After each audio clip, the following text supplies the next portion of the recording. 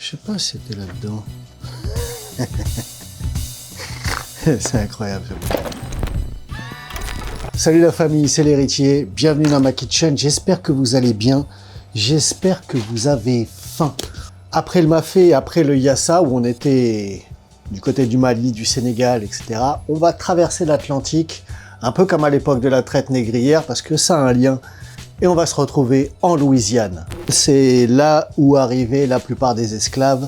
Et ils étaient venus avec un produit que voici, que l'on nomme le gombo. G-O-M-B-O. Ce qui servait de base de nourriture pour les esclaves pour éviter le scorbut, etc. Bref. Ça s'est transformé, le mot s'est transformé, et de gombo, on est passé à gumbo. Gumbo, gombo. Eh oui, c'est la même chose. Et justement, je suis tombé sur un reportage récemment qui expliquait le lien entre le plat qu'on appelle le gumbo et la lutte des droits civiques, parce que c'était les restaurants où ils faisaient ça, et notamment, comment il s'appelle, le Dookie Bookie, là, je crois. Non, c'est pas Dookie Bookie. Ce restaurant dont il parle dans le reportage propose une version complètement créole. Et moi, je ne connaissais pas cette version. Je connaissais surtout la version un peu des Pecnos du Sud, qui avait l'air un peu hardcore, un peu... J'avais en tous les cas pas mal d'a priori sur cette recette, et en tombant sur ce reportage et en découvrant justement les ressorts culturels et tout ce qui allait avec, notamment l'histoire de ce légume, je me suis dit, allez, vas-y, j'essaye, j'ai jamais goûté ça, et j'ai très très envie d'essayer. Et deuxième point qui m'a donné envie d'essayer, c'est que dans la recette sur laquelle je suis tombé, le cuisinier prépare un roux, un peu comme quand on fait une béchamel. Il prépare un roux, mais avec le gras de son poulet, le gras de ses saucisses.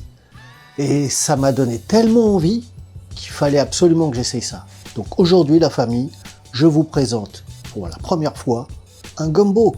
Donc c'est le premier gumbo dans ma kitchen.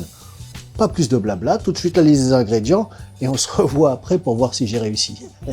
Hey, abonne-toi si c'est pas déjà fait, appuie sur tous les boutons, cloche de notification, tout ci, tout ça. T'as même le droit d'aller sur les autres réseaux. Chut, faut pas le dire, hein, sinon on va se faire... Mais tu peux aller sur Insta, tu peux aller sur TikTok. Et si t'es yeuf comme moi, tu peux aller sur Facebook. Allez, pas plus de blabla, à suivre. Dans la série des premières fois, on s'attaque au gumbo, le premier gumbo dans ma kitchen. Qui dit gumbo dit sud des États-Unis, dit Louisiane, dit New Orleans, dit Bayou. Voilà, je l'ai vu maintes fois dans des films, dans des séries, même dans des romans. Donc aujourd'hui j'avais envie d'essayer, donc on commence par ce mélange d'épices, là tout à fait freestyle, mais j'ai mis pas mal de trucs pimentés. Et bien sûr, on s'écoute du bon son.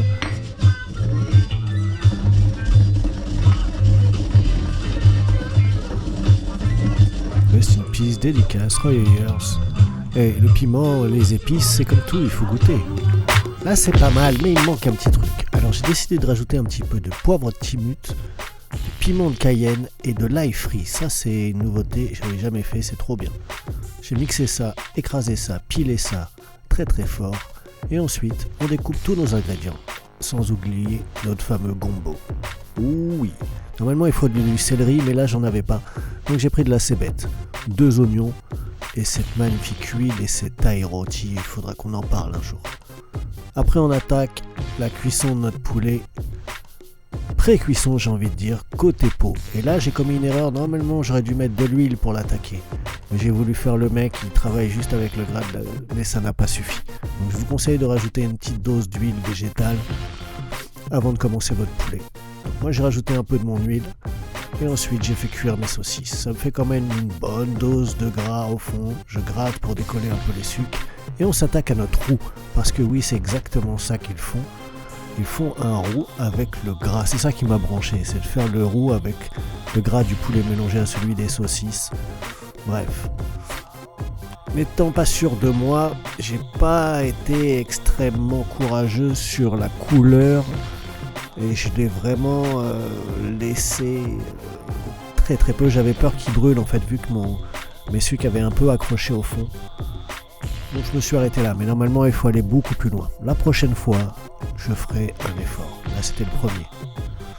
Bref, donc dans ce roux, vous mélangez vos légumes. Là je mets mes premiers épices, mes gombos.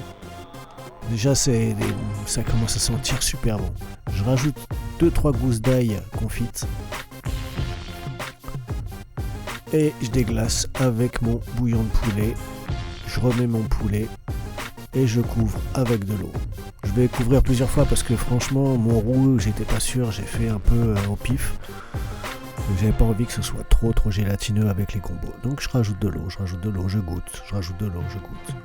Quand on fait quelque chose qui va mijoter longtemps comme ça, c'est bien de prendre ce temps, de bien goûter, de bien laisser le temps au temps de faire les choses. Et ça, vous savez, comme ce genre de plat riche comme ça, c'est toujours meilleur le lendemain. Donc du coup, c'est ce que j'ai fait. Je l'ai fait le soir pour le lendemain. Maintenant, vous faites un bon petit riz. Bien sûr, vous le rincez. Bien sûr, vous le rincez longtemps. Jusqu'à ce que l'eau soit bien translucide.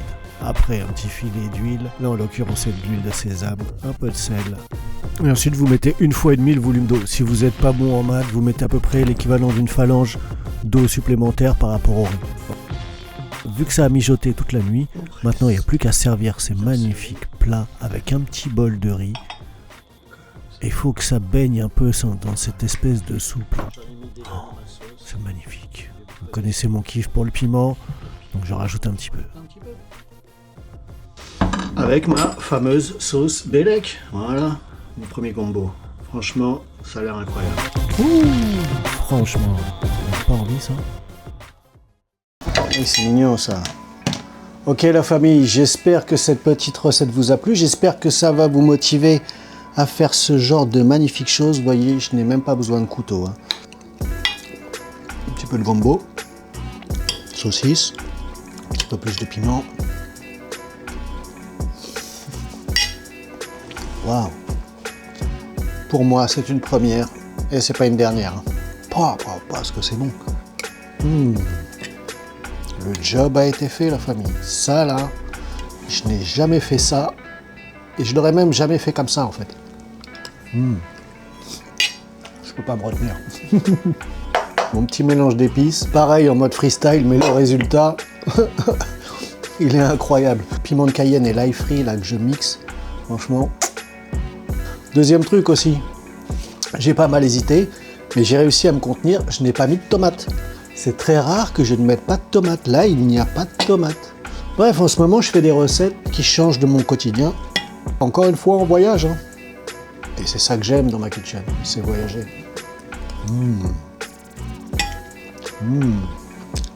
La famille. Qu'est-ce qui t'arrive, toi? C'est ça qui sont si bons? Tu peux me laisser finir ma vidéo, s'il te plaît? On en reparle après. J'espère que ça va vous motiver à vous lancer dans ce genre de voyage culinaire. Un peu piquant, mais très très bon. C'est ma manière à moi de représenter des cultures métissées, de mélanger les gens et les genres. Ok? Allez la famille, je vous embrasse. À très bientôt pour la suite. Peut-être à la rentrée, parce que là il va y avoir les vacances. J'essaie de vous lâcher quelques recettes avant de partir en vacances. Et après, bref. L'aventure continue, le voyage continue, la famille. Venez dans le bateau. Aujourd'hui, on était parti en Louisiane. Qui sait où on va aller la prochaine fois? Par dans l'espace. Qu'est-ce qu'ils mangent dans l'espace? Pas les astronautes, hein, je parle des extraterrestres. Des vaches, peut-être. C'est pour ça qu'ils les capturent. Mou. Mou, mou, mou. Portez-vous bien, faites la cuisine et passez de bonnes vacances. Profitez-en bien.